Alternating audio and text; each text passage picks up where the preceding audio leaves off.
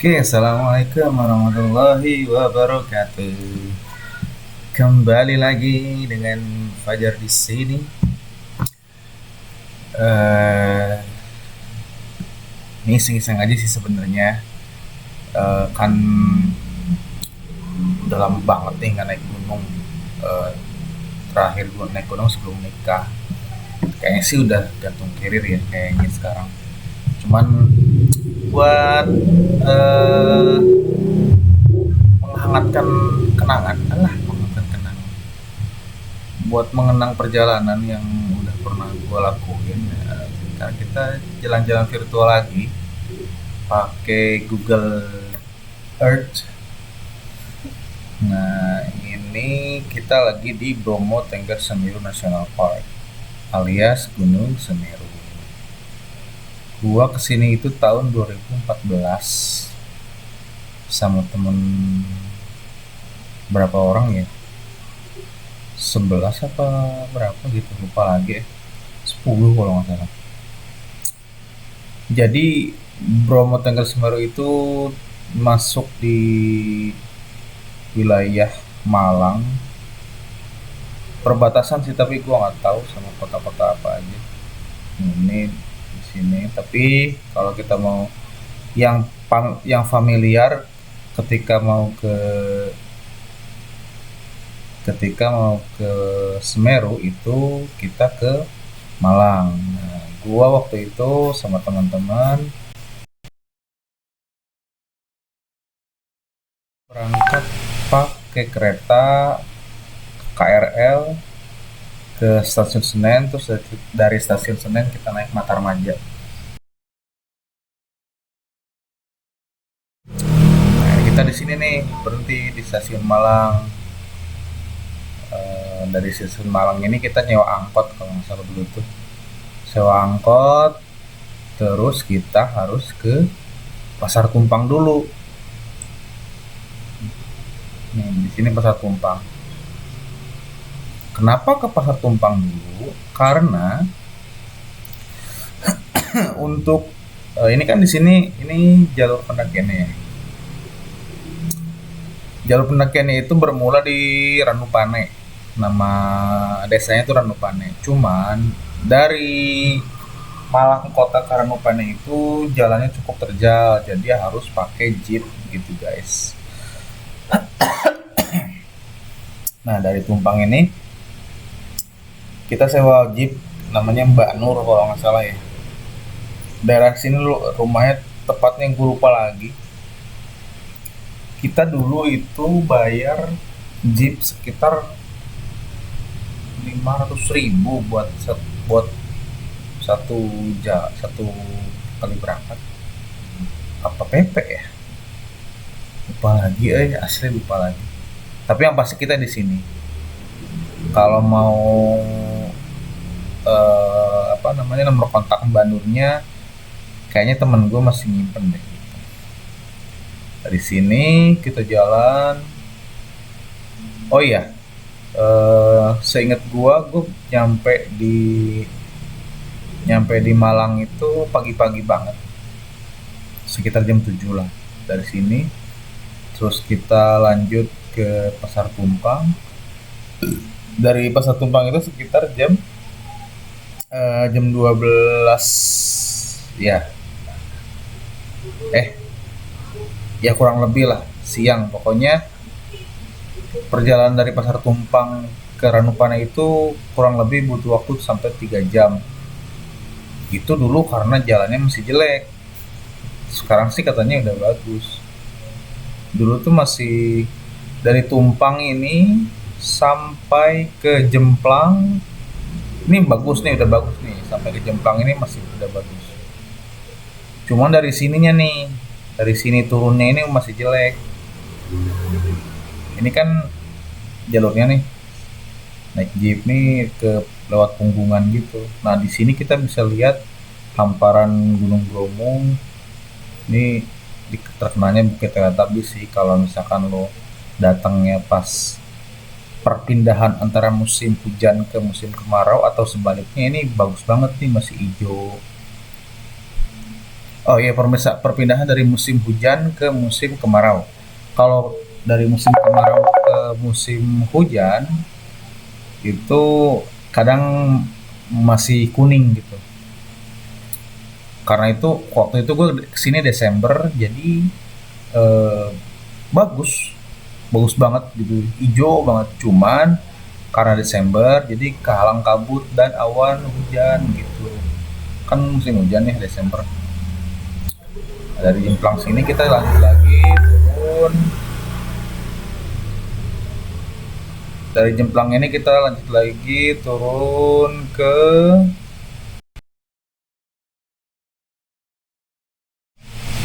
jalannya. Dulu tuh jalan masih jalan jelek banget, tanah campur pasir gitu, sampai kita ke base camp.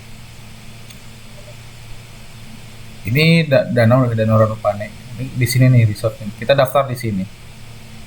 Di sini kita daftar ulang ya, karena kan sebelumnya kan udah daftar juga. Daftar ulang, terus di briefing juga. Nah, di isi briefingnya itu adalah pendakian yang boleh dilakukan adalah sampai Kalimati batasnya. Tidak disarankan sampai ke Mahameru, cuman itu pernyataan resminya. Tapi kalau misalkan masa iya sih ke Semeru nggak mau ke Mahamerunya, kan itu tujuannya. Itu balik lagi sih ke masing-masing, cuman ya memang resiko ditanggung sendiri. Jadi kalau misalkan kita naik dari Kalimati ke Mahamerunya, ya si asuransinya tidak berlaku. Ini juga ada satu danau lagi di sini, Reno Regulo. Katanya sih bagus, cuman waktu itu kita nggak sampai ke situ karena sampai sini aja udah siang gitu kan. Kita kita tuh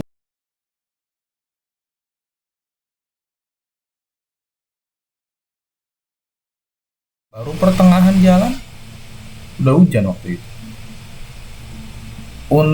Nah ini kita ngikutin jalan pedesaan, terus di sini ada pertigaan, masuk. Setelah masuk ya kita naik, ada jalurnya di sini. Nah, kita ngikutin sisiran-sisiran bukit gini. Untuk treknya sendiri sebenarnya kalau dari Ranupane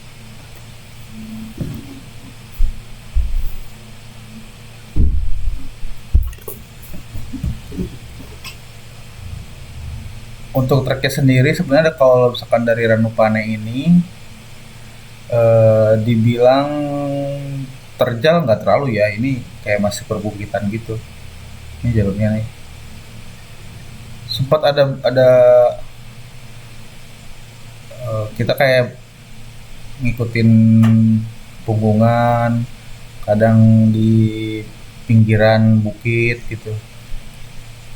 Ini terus jalan tuh, dari konturnya aja kelihatan nggak terlalu ini kan. Sorry sorry sorry, ini kesini cuy. Dari sini masuk, dari sini bukan ke sini tapi ke sini. Nih di sini ada pertigaan nih, lurus ladang kita naik ke atas ke sini. Iya benar, nih jalur ini nih yang kecil ini nih.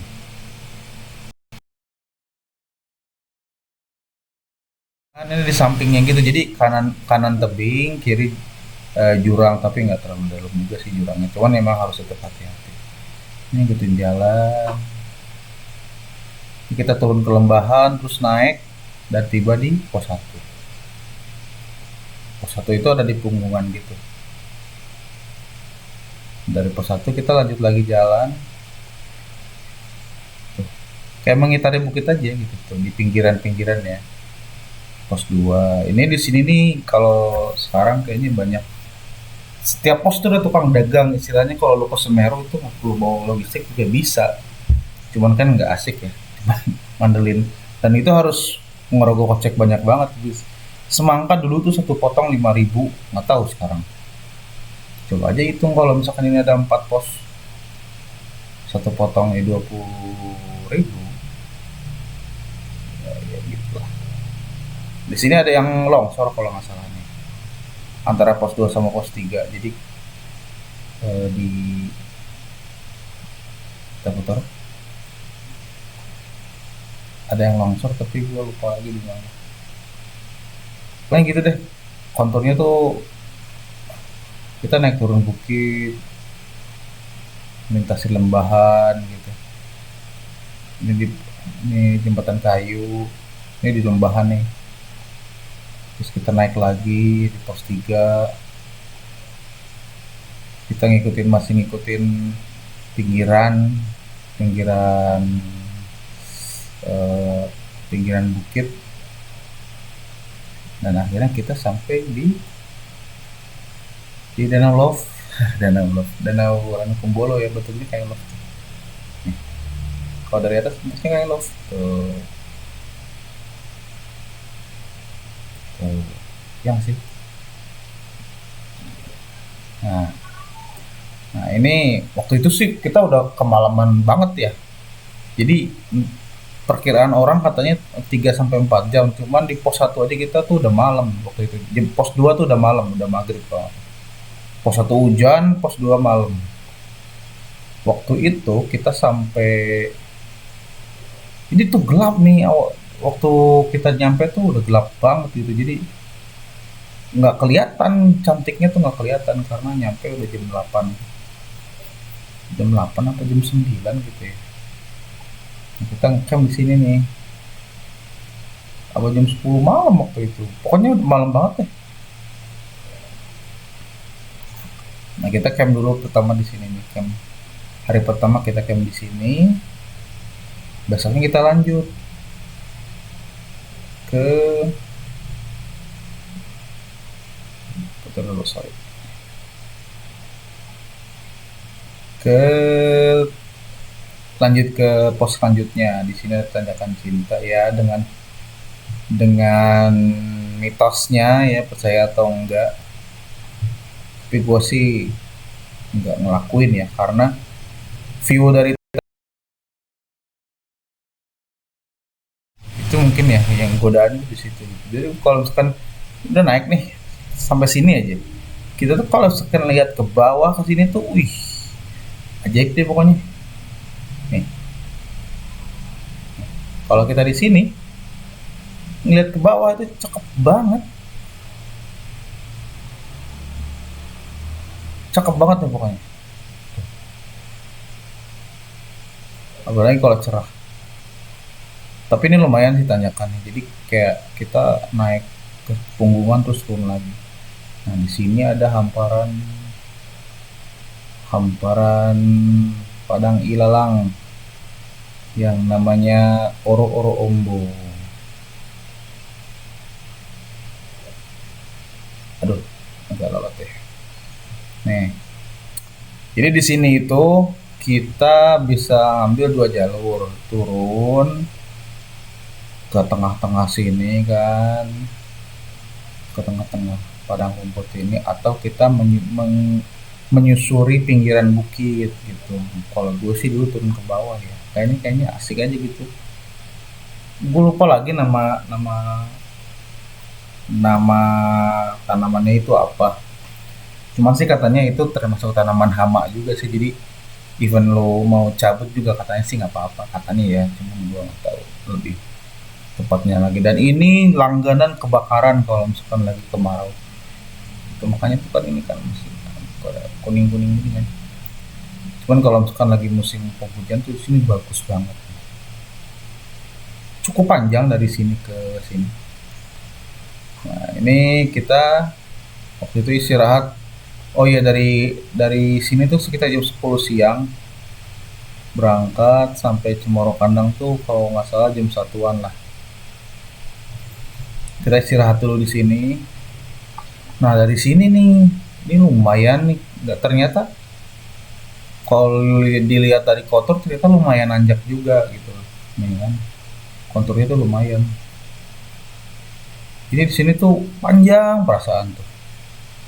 Dari sini sampai sini tuh perasaan panjang banget. Nah katanya di sini tuh masih habitatnya Panthera pardus. Jadi kita dilarang, bukan dilarang sih, kayak tidak direkomendasikan untuk jalan malam di daerah sini. Ini sebisa mungkin, ini tujuannya adalah di sini nih, ke Kalimati sini. Nah, dari Ranukumbolo ke Kalimati ini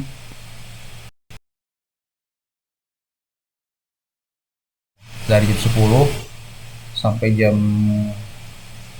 pokoknya nggak sampai 8 jam aja. Itu sehari bisa santai malah jalannya. Ini Roro Ombo, Cemoro Kandang, kita maju lagi, Cemoro Kandang 2, Jambangan. Nah, di pos Jambangan ini nih katanya yang, nah ini daerah sini nih, ini tempat tempat berburunya sang raja hutan. Kalau iya, Pantera Parus sekarang kan jadi raja hutan ya sejak nggak ada harimau Jawa. Nah, walau alam.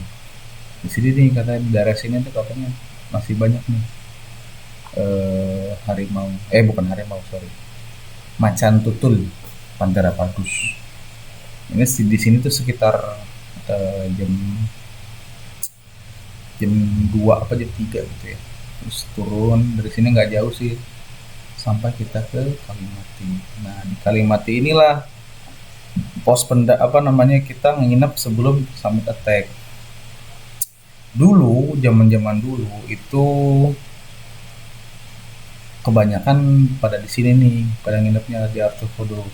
Sebenarnya kita bisa aja sih dari Kalimati ini jalan lagi ya, sekitar 3 jam lah di sini tuh nyampe, bisa bisa maghrib atau sebelum isya lah sampai Arthur. Cuman memang di sini tuh nggak ada sumber air, sedangkan di shelter Kalimati ini kita bisa ngambil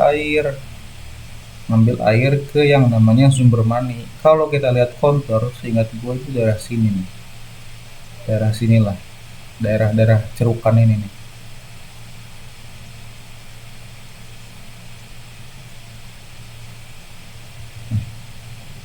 Daerah cerukan ini, cuman gue nggak tahu tepatnya di mana. Nah, di sini pun kita kalau misalkan mau ngambil air ke daerah Kalimati ini nggak bisa sendiri, minimal bertiga lah gitu, karena takutnya itu kita ada si loreng lagi minum gitu. Kalau misalkan kita bertiga kan dia yang takut, kalau misalkan satu lawan satu, iya, jadi makan siang kita. Ya walaupun potensinya kecil sih, karena kan kita kan bukan termasuk makanannya ya, kalau misalkan bukan dalam rantai makanannya lah gitu, kecuali kalau udah kepepet atau dia merasa terancam baru mungkin ya. Belum ada kasus diserang sama macan tutul. Ini perjalanannya itu setengah jam berangkat, setengah jam pulang, pokoknya ngambil air itu 1 jam aja. Waktu itu kita bagi tugas, gue pertama yang ngambil air terus balik lagi.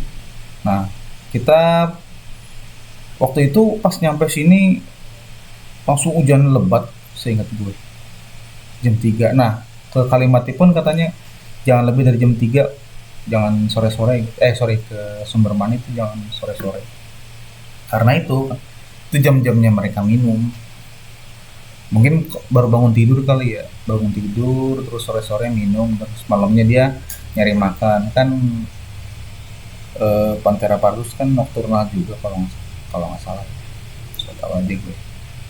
Nah, ini kita di sini harus tidur nih jam 7 malam karena ada perjalanan yang panjang di esokan harinya. Jadi kita nginep di sini semalam. Ini banyak kelihatan nih, banyak tenda-tenda.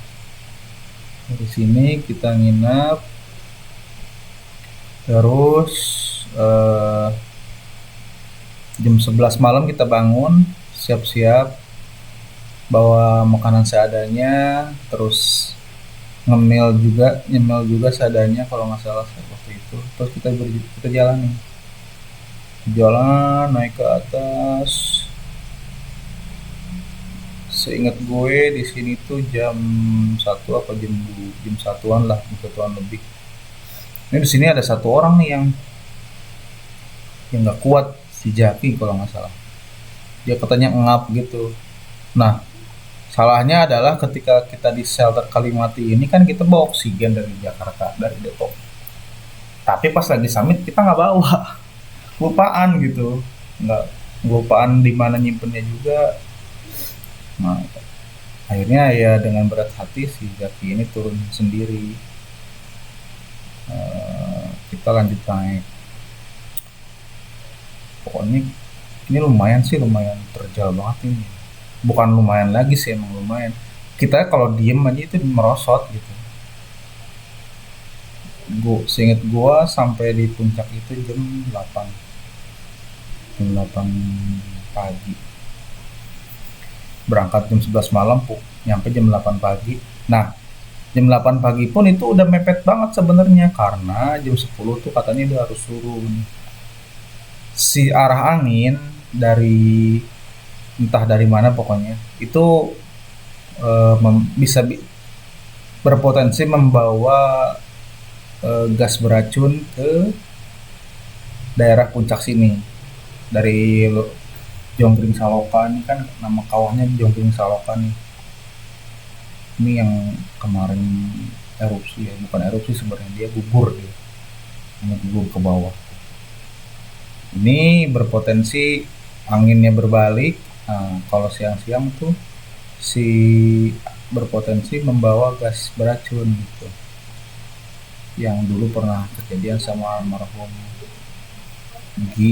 Suhokgi sama Idan Rubis kan meninggalnya karena gas beracun. Nah, kita disarankan jam 10 tuh udah harus turun. Gue waktu itu sampai jam setengah 8 tuh udah di peluitin gitu, suruh turun, entah itu siapa, kayaknya si ranger ya.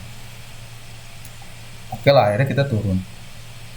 Nah, lucunya kita kita tuh dari sini ke atas tuh dari jam 11 malam sampai sini jam setengah 8 pagi. Turunnya dari sini, dari puncak ke batas vegetasi di sini itu hanya 15 menit, 20 menit lah.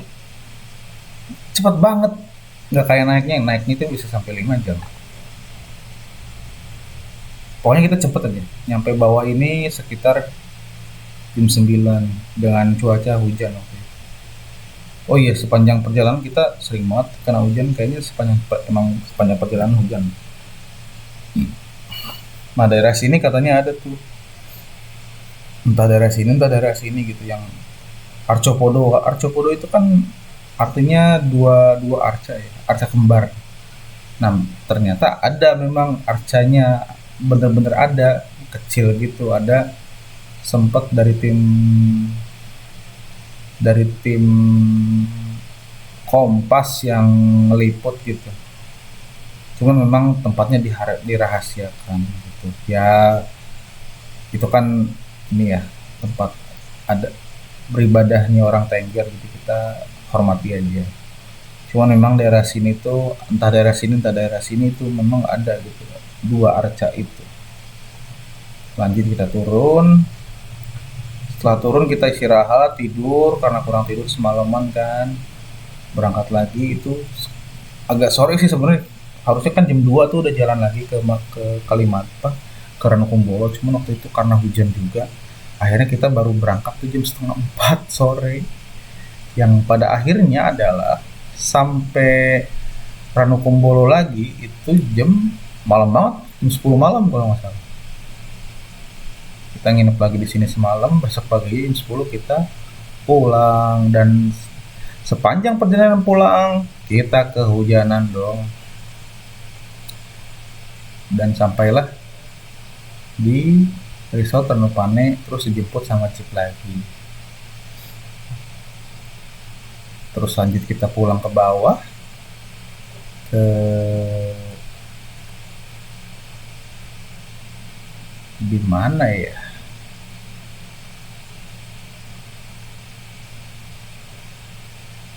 Kita lanjut turun ke bawah. Kita stay dulu di Tumbang. Nginep kalau nggak salah. Ya, kita nginep lagi. Karena nggak kebagian kereta dari Malang, akhirnya kita beli tiketnya itu ke Surabaya. Dari Tumpang ini kita pagi-pagi buta berangkat ke Surabaya buat naik kereta. Begitulah perjalanan ke Mahameru tahun 2014. Thanks yang udah nonton. Gue mau share aja sih ini biar nunggu ngantuk juga kan. Thanks yang udah nonton. Semoga bermanfaat. Atau yang mau niat ke Semeru juga bisa buat patokan gitu. Oh iya, tips satu lagi, kalau misalkan lo punya waktu lebih, sebenarnya yang lebih enak itu dari Renupane itu pagi. Beneran nih.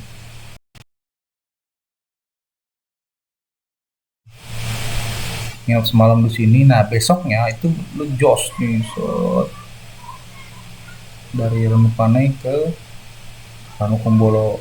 Soalnya ini momen-momen ketika lo di sini nih, momen-momen ketika lo di pos 4 terus ngeliat Ranukumbolo di siang hari tuh, itu cantik banget. Jadi selain itinerary yang tadi gue pakai, ada juga sih alternatif lain, itinerary yang lain gitu, yang lebih menikmati, yang bisa lebih menikmati jalur ini, termasuk gunung yang indah buat didatangin gitu. Jadi eh, spare waktu lebih banyak tidak tidak merugikan. Nah kalau untuk soal ke Semerunya ini ya lo harus punya tekad yang kuat sih, karena selain terjal juga kan mental juga kekuras gitu. Selain fisik juga kan mental juga kuras banget di sini. Lo naik 4 langkah turun 1 langkah. Terus bahaya juga, teman gue di sini ada yang ketiban batu, untungnya masih bisa dievakuasi. Tapi bukan waktu 2014 ya, 2015 kalau nggak salah. Di tahun selanjutnya teman-teman KPK ke komunitas gue tuh kesana lagi dengan rombongan yang lumayan banyak. Nah saat itu terjadi insiden di sini. Jam 3 malam ada yang ketiban batu karena ada yang ceroboh nginjek batu di atas. Entah siapa, orang lain mungkin. Di sini larangannya adalah jangan nginjek batu. Jangan nginjek batu, jangan pegangan batu gitu. Takutnya batunya labil terus gelinding ke bawah. Dan membahayakan pendaki-pendaki yang sedang berada di bawah. Nah, atau ketika ini harus benar-benar waspada nih, jangan sampai tidur di sini nih. Karena dingin juga sih. Bahayanya adalah kalau kita terlalu lama istirahat di jalur ini, kita bisa hipotermia karena dingin banget. Terus kita juga bisa ada bahaya lain, yaitu batu gitu. Takutnya ada lengah, tahu-tahu batu udah dekat ke kita gitu. Biasanya tradisinya adalah ketika ini kayak gentleman agreement aja ya gitu ya, jangan nginjak batu, jangan duduk di batu, jangan nyender di batu, dan ketika ada batu yang glinding itu harus teriak gitu. Jadi nggak boleh diam, karena supaya orang yang di bawah gitu bisa bisa waspada, karena ini gelap banget di sini tuh, gelap banget kalau lagi summit. Batu atau rocks gitu. Jadi kita bisa siap-siap buat ngehindar. Oh iya, itu yang tadi gue bilang di awal, dari sini ke sini ada tanggung jawab sendiri. Pihak Taman Nasional itu tidak mengcover asuransi tersebut gitu. Waktu itu juga gue ketika ada kecelakaan di sini, kita secara pribadi sih, secara ini, secara mandiri buat evakuasi teman kita gitu, nggak dibantu sama pihak dari Taman Nasional. Oke, terima kasih yang udah nonton. Assalamualaikum warahmatullahi wabarakatuh.